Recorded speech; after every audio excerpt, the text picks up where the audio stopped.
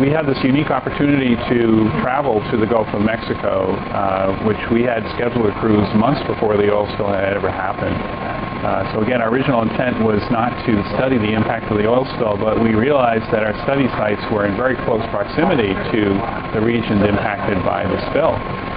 So therefore we had an opportunity to pursue and say, how does the oil itself impact the development of low oxygen conditions in this region? Because historically this region has a tendency to develop low oxygen or hypoxic conditions in the spring and summer months, and it's often therefore called the dead zone because the low oxygen conditions result in fish kills or deaths to shrimp or crabs or whatever.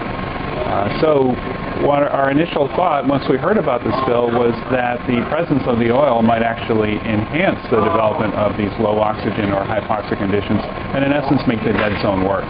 And then there was some water column, which is what I did and spent all my time doing pretty much, which is a giant rosette thing. You send it down, it analyzes oxygen, salinity, and temperature. Comes back up, you pick your depth you want, and it collects water at that depth. And then I collected the water in bottles that we analyzed back here. I talked to Dr. Ostrom one day about doing research.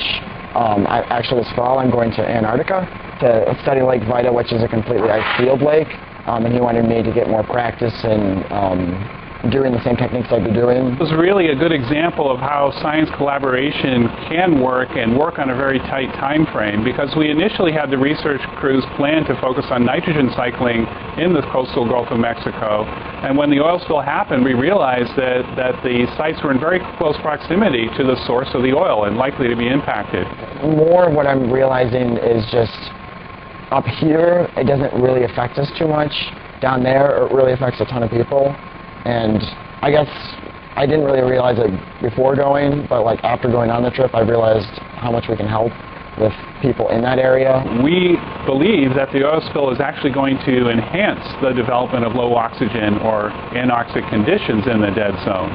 And we believe this is going to be a function of the fact that the oil is likely to enhance community restoration, that oil is going to be degraded by microbial organisms, and when they do that, oxygen is consumed.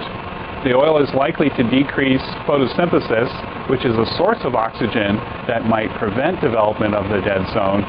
And lastly, oil has been shown to change the exchange of gases across the surface from the atmosphere into the ocean itself. And this is a major source of oxygen to the coastal waters. And so the presence of the oil film may actually decrease the supply of oxygen from the atmosphere. So all three of those are likely setting up a situation where hypoxia may get worse.